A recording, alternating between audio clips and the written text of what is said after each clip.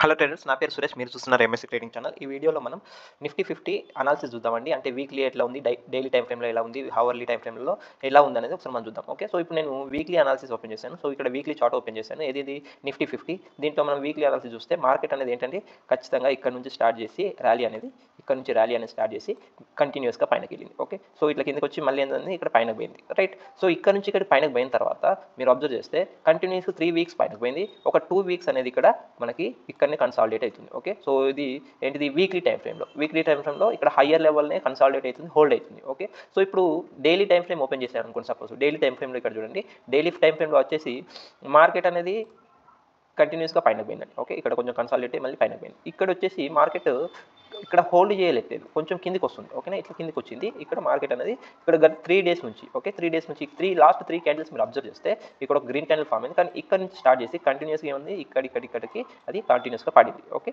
So ఇది మనకి daily time ఫ్రేమ్లో అబ్జర్వ్ చేస్తే ఇప్పుడు మనం ఏం చెప్పొచ్చు అంటే డైలీ టైం ఫ్రేమ్లో మార్కెట్ అనేది ఏమవుతుంది, కిందికి వస్తుంది. ఓకే, సో ఇక్కడ మనకి సపోర్ట్ అనేది ఏం లేదు. ఇక్కడ ఉంది సపోర్ట్. మరి ఒకవేళ ఇక్కడ కంటిన్యూస్గా పడింది అనుకోండి, సో ఒకవేళ ఫిబోనాచి డ్రా చేస్తాం చూడండి. ఫిబోనాచి డ్రా చేస్తే మనకి 38% ఎక్కడ ఉందండి, ఇక్కడ చూడండి 38.2%. ఈ లెవెల్ దాకా కూడా వచ్చే ఛాన్సెస్ ఉంది ఒకవేళ కంటిన్యూస్గా మార్కెట్ అనేది పడితే.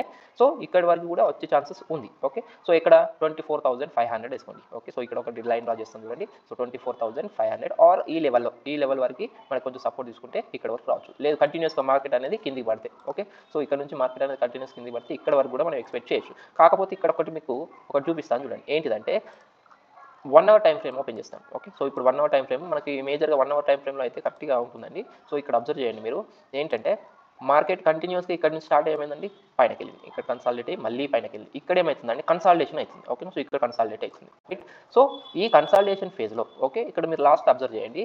లాస్ట్ ఏం అబ్జర్వ్ చేస్తారంటే ఇక్కడ చూడండి.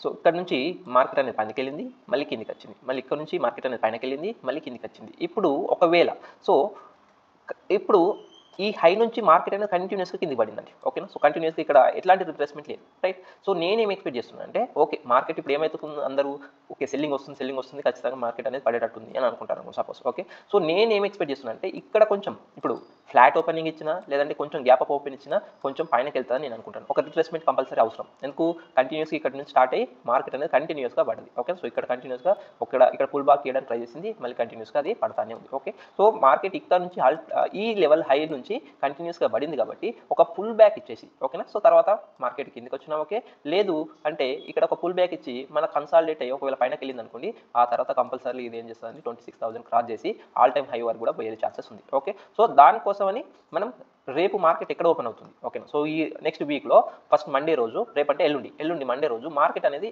ఎక్కడ ఓపెన్ అవుతుంది అనేది వెరీ ఇంపార్టెంట్. సో ఒకవేళ గ్యాప్ డౌన్ ఓపెన్ అయినా కానీ సో జస్ట్ రిప్లేస్మెంట్ అయ్యి మళ్ళీ కాకపోతే ఒక పుల్ బ్యాక్ అనేది కంపల్సరీ అవసరం అని నేను అనుకుంటున్నాను. ఎందుకు మార్కెట్ కంటిన్యూస్గా పైనుండి కిందికి పడింది కాబట్టి ఒక పుల్ బ్యాక్ అయితే గ్యాప్ అప్ ఓపెన్ అయినా కానీ కొంచెం పుల్ బ్యాక్ రావచ్చు, లేదంటే గ్యాప్ అప్ అయినా కానీ కొంచెం కన్సాలిడేట్ అయ్యి ఒక పుల్ బ్యాక్ అనేది పైనకు వస్తే సో ఇట్లా వచ్చింది కదండి. ఇప్పుడు గ్యాప్ కొంచెం ఓపెన్ అయినా లేకపోతే ఇక్కడ దాకా వచ్చి ఇట్లా పడ్డా కానీ ఏం కాదు. ఓకే, లేదు ఇక్కడ నుంచి కొంచెం ఇట్లా పోయిందనుకోండి, కొంచెం కిందకి వచ్చి ఒక పుల్ బ్యాక్ ఇచ్చేసి మళ్ళీ కిందికి పడ్డా ఏం కాదు. ఓకే, సో ఒక పుల్ బ్యాక్ అయితే అవసరం. ఒకవేళ కంటిన్యూస్గా మార్కెట్ అనేది పడింది అనుకోండి, సో చెప్పలేం. ఎందుకు ఒక రిట్రేస్మెంట్ కూడా మనకు అవసరమే. కంటిన్యూస్గా మార్కెట్ అనేది పైనకు పోయింది కాబట్టి ఒక రిట్రేస్మెంట్ వచ్చి మళ్ళీ పైన పోయే ఛాన్సెస్ కూడా ఉంది. సో చూద్దాం మండే రోజు ఓపెన్ అయ్యేదాన్ని బట్టి ఇక్కడ మాత్రం ఒక పుల్ బ్యాక్ అనేది కంపల్సరీ అవసరం అని నేను అనుకుంటున్నాను. సో మండే కానీ ట్యూస్డే కానీ ఒక పుల్ బ్యాక్ ఇస్తుందేమో చూద్దాం. సో ఇది మార్కెట్ అనాలిసిస్ అండి. వీడియో నచ్చితే ఖచ్చితంగా లైక్ చేయండి, ఛానల్కి సబ్స్క్రైబ్ చేయండి. Thank you for watching this video.